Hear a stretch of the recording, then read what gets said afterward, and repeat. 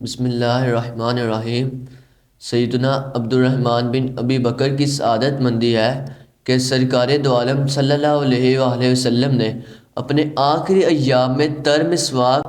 اور آپ رضی اللہ عنہ کی سعادت مندی یہ ہے کہ جو مسواک آپ صلی اللہ علیہ وآلہ وسلم نے استعمال فرمائی وہ آپ رضی اللہ عنہ کے پاس ہی تھی۔ آپ رضی اللہ عنہ سے وہ مسواک حضرت سیدنا عائشہ صدیقہ رضی اللہ عنہا نے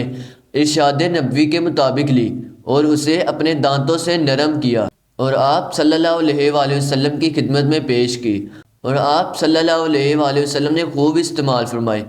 بلکہ اس سے زیادہ فرمائی جتنی کہ عادت تھی۔ اس کے بعد دوبارہ وہ مسواک حضرت سیدنا عائشہ صدیقہ رضی اللہ عنہا کو دے دی۔ ام المؤمنین رضی اللہ عنہا فرماتی ہیں